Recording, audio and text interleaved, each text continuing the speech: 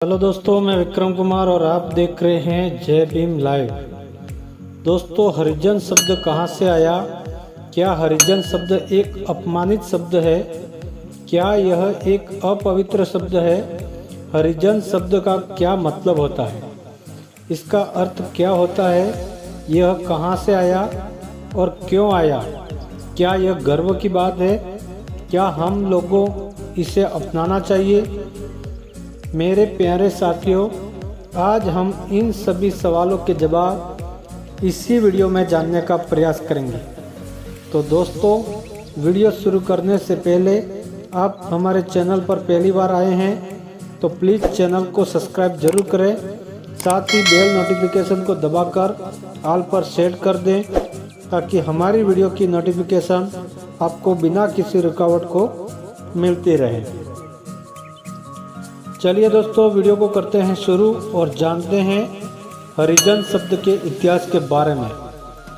दोस्तों, सबसे पहले हम हरिजन शब्द को देखेंगे क्योंकि यह दो शब्दों से बना है, जिसमें से पहला शब्द है हरि, जिसे हिंदू धर्म के अनुसार भगवान कहा जाता है, और दूसरा शब्द है जन, जिनका अर्थ लोग होता है। अतः इससे स्पष्ट होता है कि हरिजन का मतलब ये होता है कि भगवान के जन, या और भी आसान शब्दों में कहें तो वे लोग जो भगवान के द्वारा बनाए गए।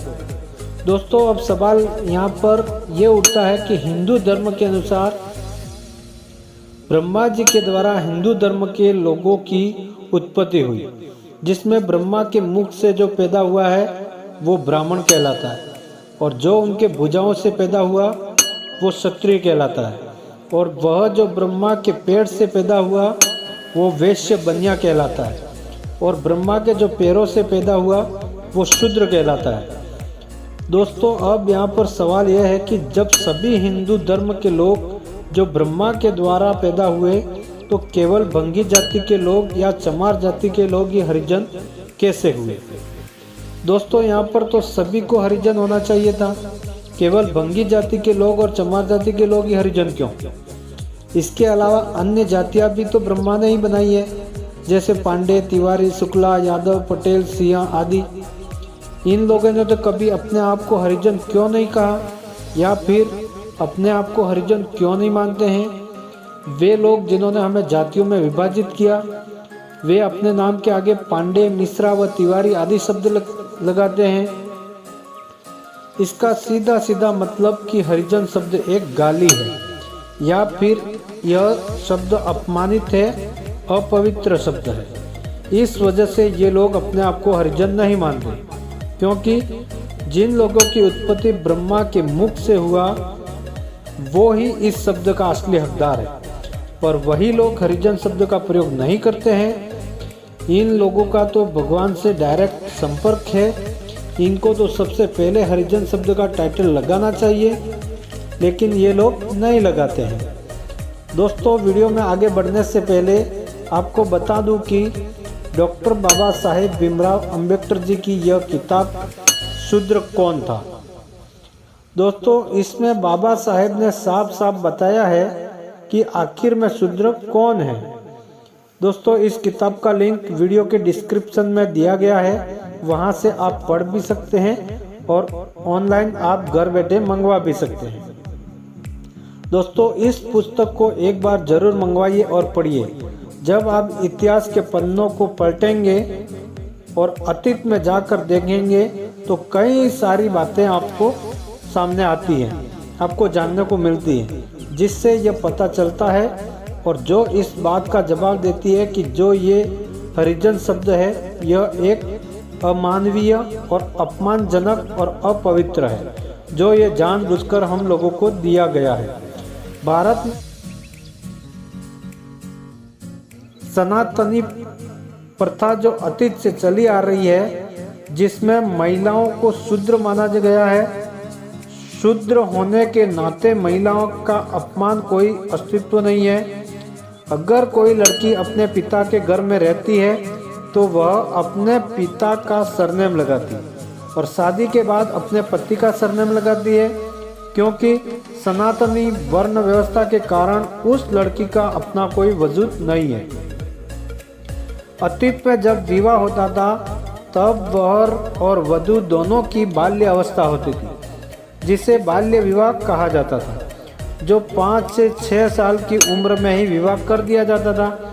लेकिन ऐसा नहीं था कि शादी होने के उपरांत ही वर और वधू को एक साथ रहना था। उसके लिए उन्होंने एक व्यवस्था बनाई थी, जिसे आज के समय में भी लोगों में गनवा कहते हैं नाम से जाना जाता है। इसमें क्या होता था कि शादी होने के 10 या 12 साल बाद ही वर और वधू एक साथ रहते थे। इसके पहले वो दोनों अपने माता पिता के घर ही रहेंगे। उन्होंने जो व्यवस्था बनाई थी, गवना आदि के 10 या 12 साल बाद होता था।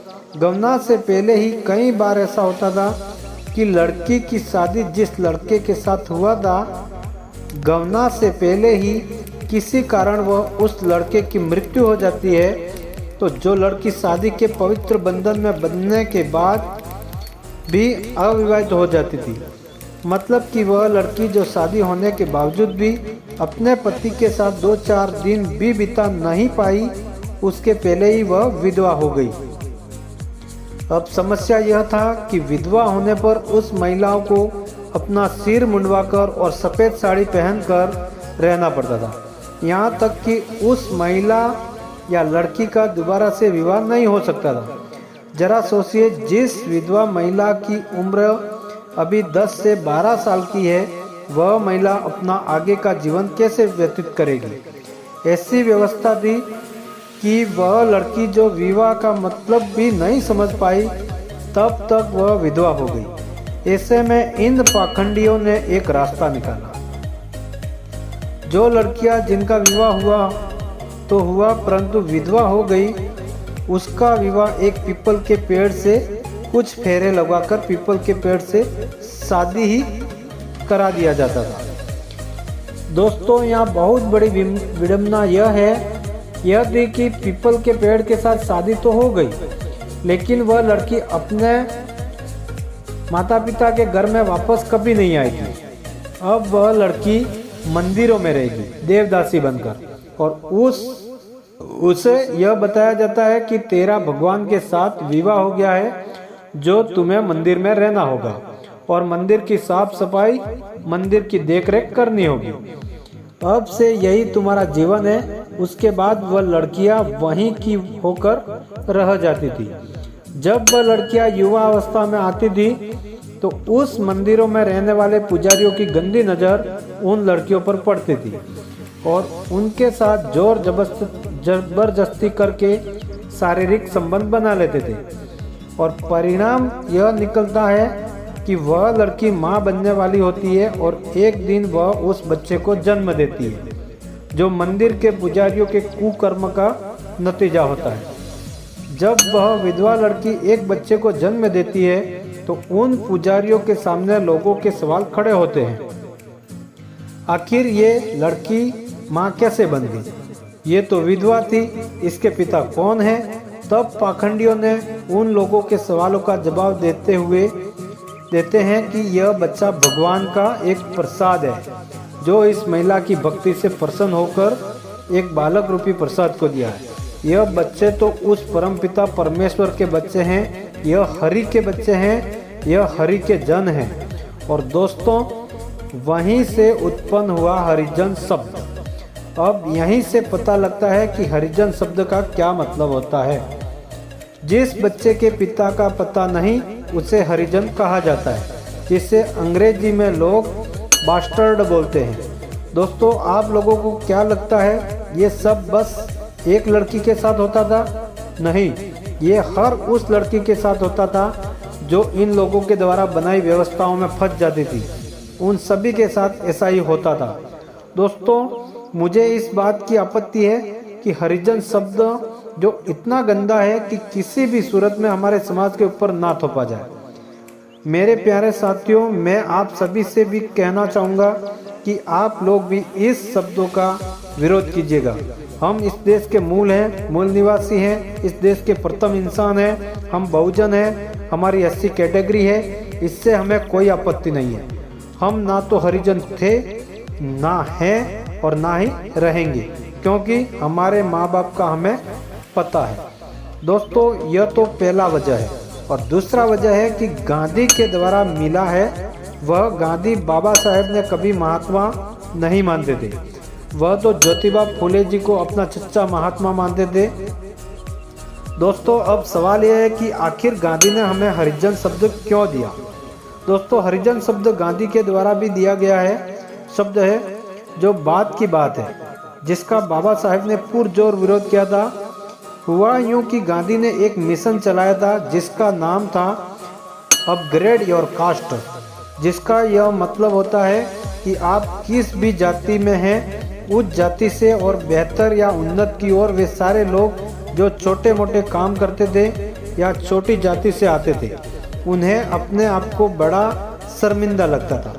वे अपनी जातियों की वजह से उन्हें हमेशा शर्मिंदगी होती थी। किसी चमार जाति के लोगों को चमार कहने पर ये अपने आप में शर्मिंदा महसूस करते थे, और आज भी लोग चमार कहने से शर्मिंदा होते हैं, अपने मुख्य जाति को छुपाते हैं और उपनाम ही बताते हैं। तब गांधी ने इतिहास के पन्नों को खंगाला और एक शब्द ढूंढ निकाला जिसका नाम रखा हरिजन। और गांधी ने चमार जाति के लोगों को, भंगी जाति के लोगों को अपने मिशन अपग्रेड योर कास्ट के अनुसार हरिजन शब्द दे दिया और कहा कि आज से आप लोग चमार भंगी की बजाय हरिजन शब्द का प्रयोग करेंगे। गांधी ने कहा, यह सम्मानजनक शब्द है, आप लोगों को कहीं भी शर्मिंदा नहीं होना पड़ेगा। आप लोगों को सम्मान के नज़र से देखा जाएगा, जिसका बाबा साहेब ने घोर विरोध किया और उन्होंने एक मिशन चलाया, the great your cast. Baba Saheb कहते हैं कि तुम जातिवाद को ही खत्म कर दो, तब सब एक समान हो जाएगा, क्योंकि इंसान की पहचान उसके कर्मों से होनी चाहिए, न कि उसकी जाति से। दोस्तों, जब हमारे जाति प्रमाण पत्र में चमार जाति लिखकर आता है, ना कि हरिजन, फिर भी हम अपने आप को हरिजन क्यों कहें? अपने भारतीय संविधान में कहीं भी हरिजन शब्द का जिक्र नहीं है, वहाँ पर भी हम कैटेगरी में होते हैं, तो फिर हम हरिजन शब्द स्वीकार क्यों करें? तो दोस्तों, यह जानकारी आपको कैसी लगी कमेंट में ज़रूर बताएं। वीडियो अच्छी लगी हो तो वीडियो को लाइक करें, वीडियो को अपने परिवार दोस्तों में शेयर करें, चैनल को सब्सक्राइब करें। जय भीम, नमो बुद्धाय, धन्यवाद।